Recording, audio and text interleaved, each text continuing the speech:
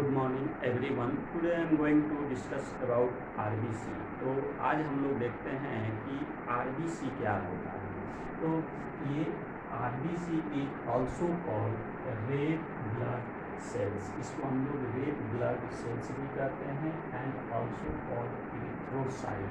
इसको हम लोग इरिथ्रोसाइट भी बोलते हैं। अब आते हैं इसका कुछ हम लोग प्रॉपर्टीज अगर हम लोग देखते हैं तो ये अगर आरबीसी को अगर टॉप व्यू से देखा जाए तो यह सर्कुलर दिखता है। अगर हम लोग साइड व्यू से देखते हैं तो यह बाइकॉन्केव दिखता है। अब हम लोग देखते हैं ये नॉन न्यूक्लियस होता है और डिस्क लाइक सेल होता है, यानी आरबीसी में न्यूक्लियस एब्सेंट होता है। और अगर इसका हम लोग डायमीटर देखें तो डायमीटर जो होता है 7.5 माइक्रोमीटर होता है। और इसमें कुछ सेल ऑर्गेनेल जो है वो एब्सेंट होता है, जैसे राइबोसोम इसमें क्या होता है, एब्सेंट होता है। न्यूक्लियस जो है इसमें एब्सेंट होगा। माइटोकॉन्ड्रिया क्या होता है, इसमें एब्सेंट होता है। तो आरबीसी में माइटोकॉन्ड्रिया एब्सेंट होने के कारण इसमें क्या होगा, एनाएरोबिक रेस्पिरेशन होगा। अगर आरबीसी का अगर देखें ड्राई वेट तो उसमें लगभग जो है 95% क्या होता है, हीमोग्लोबिन होता है।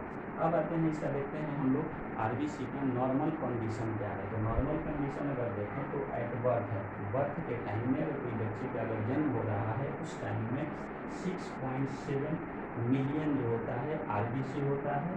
And in case of male के केस में अगर देखें तो 4.6 to 6.0 मिलियन होता है। और फीमेल के केस में अगर देखते हैं तो 4.0 to 5.5 मिलियन होता है। अब हम लोग देखते हैं क्लिनिकल, मेल और फीमेल में थोड़ा सा आरबीसी का रेंज जो है वो थोड़ा वैरी करता है। तो क्लिनिकली अगर हम लोग नॉर्मल कंडीशन की अगर हम लोग बात करें तो देखते हैं इसमें 5 मिलियन क्या होता है, क्यूबिक एमएम ब्लड ये आरबीसी होता है। अब देखते हैं वेरिएशन मीन्स क्या होता है, ये किस कंडीशन आरबीसी वेरी करता है। जैसे अगर हम लोग देखते हैं इंक्रीज नंबर ऑफ आरबीसी अगर 6 मिलियन हो गया, ऐसे यहाँ पर हमने देखा कि क्लिनिकली जो नॉर्मल होता है कितना होगा, 5 मिलियन होगा। अगर 6 मिलियन आरबीसी है तो किस कंडीशन में होगा, इन इंटेंसी। अगर आज बच्चा कोई अगर जन्म ले रहा है तो उसमें लगभग जो होता है ये 6 मिलियन के आसपास में होगा। हाई एल्टीट्यूड अगर हम लोग ऊंचाई पे जाते हैं, अगर पहाड़ वगैरह पर हम लोग चढ़ते हैं उस समय अगर देखा जाए तो आरबीसी क्या कर जाता है, इंक्रीज कर जाता है। फिर देखें मस्कुलर एक्सरसाइज, अगर कोई मस्कुलर एक्सरसाइज का मतलब हुआ कि अगर कोई जिम कर रहा है या कोई हार्ड फिजिकल वर्क कर रहा है उस समय में क्या होता है, आरबीसी बढ़ जाता है। क्यों, क्योंकि अगर कोई फिजिकल वर्क कर रहा है तो मसल्स अगर वर्क कर रहा है तो उस समय क्या होगा, उस समय एनर्जी डिमांड बढ़ जाता है। एनर्जी डिमांड बढ़ने के कारण ऑक्सीजन का डिमांड बढ़ेगा। ऑक्सीजन का डिमांड बढ़ने के कारण क्या होगा, हीमोग्लोबिन ऑक्सीजन को क्या करेगा, ट्रांसपोर्ट करता है, आरबीसी ट्रांसपोर्ट करता है। इसलिए क्या होता है, आरबीसी का नंबर इंक्रीज करता है। आफ्टर प्यूबर्टी के बाद भी थोड़ा आरबीसी का नंबर इंक्रीज कर जाता है। बिफोर मेनापॉज, और वुमेन में क्या होता है, मेनापॉज होगा उसके पहले क्या होता है कि थोड़ा आरबीसी क्या होता है, इंक्रीज कर जाता है। अब देखें इसका पैथोलॉजिकल कॉज क्या है इंक्रीज होने का।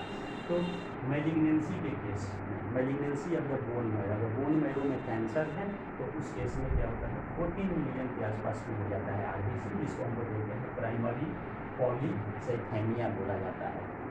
सेकेंडरी पॉलीसाइथेमिया के केस में क्या होता है, आरबीसी जो होता है more than 7 million, more than 7 million, 7 million से अगर ज़्यादा है तो उसको हम लोग सेकेंडरी पॉलीसाइथेमिया बोला जाता है।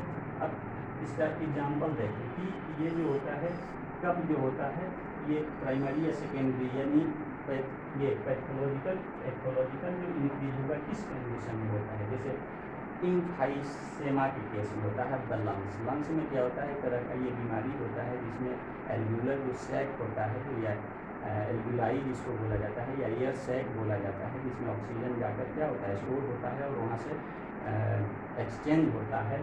तो उस केस में क्या होता है कि जो एयर सैक जो होता है वो सिकुड़ जाता है, श्रिंक कर जाता है। तो उस केस में देखा जाता है कि आरबीसी इंक्रीज कर दिया। कंजेनाइटल हार्ट डिजीज के केस में भी क्या होता है, आरबीसी इंक्रीज कर जाता है। क्रोनिक ये carbon monoxide poisoning, carbon monoxide का अगर पॉइजनिंग हो उस केस में भी क्या होता है, आरबीसी इंक्रीज कर जाता है। आर्सेनिक का अगर पॉइजनिंग हो जाए तो उस केस में भी क्या होता है, आरबीसी इंक्रीज करता है। फॉस्फोरस का क्या होता है कि अगर पॉइजनिंग हो जाए तो उस केस में भी क्या हो जाता है, आरबीसी इंक्रीज कर जाता है। अब देखते हैं डिक्रीज इस केस में करेगा पैथोलॉजिकल कारण क्या हो सकता है डिक्रीज होने का। तो एनीमिया के केस में, एनीमिया के केस में क्या होता है, आरबीसी का नंबर डिक्रीज कर जाता है। हाई अगर बैरोमेट्रिक प्रेशर हो उस केस में भी क्या होता है, आरबीसी डिक्रीज करता है। प्रेगनेंसी के केस में भी क्या होगा कि आरबीसी क्या हो जाता है, डिक्रीज कर जाता है। ये जो है इसको हम लोग बोलते हैं पैथोलॉजिकल, इसका कारण हो गया। अब आते हैं वेरिएशन इन साइज। कभी कभी देखा गया है कि आरबीसी के साइज में वेरिएशन आ जाता है, साइज वेरी करता है, उसके चलते भी प्रॉब्लम आता है। तो एक को बोलते हैं ये प्रेनेटेड आरबीसी। प्रेनेटेड आरबीसी में क्या होता है कि आरबीसी जो होता है वो क्या हो जाता है, श्रिंक कर जाता है, यानी श्रिंकेज आरबीसी हो जाता है।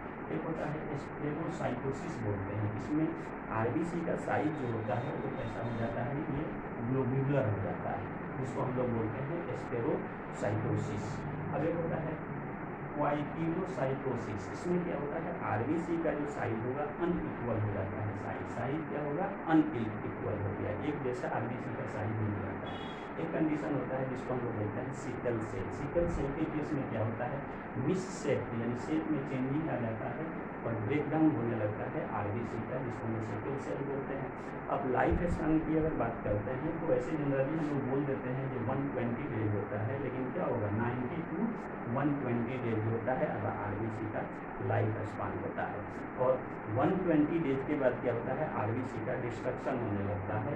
तो इसको हम लोग देखते हैं कि लाइफ स्पैन देखा गया 120 डेज, 90 to 120 डेज। उसके लिए एक मेथड होता है जिसको हम लोग बोलते हैं रेडियो आइसोटोप मेथड। इससे हम लोग देखते हैं कि आरबीसी का लाइफ स्पैन क्या है।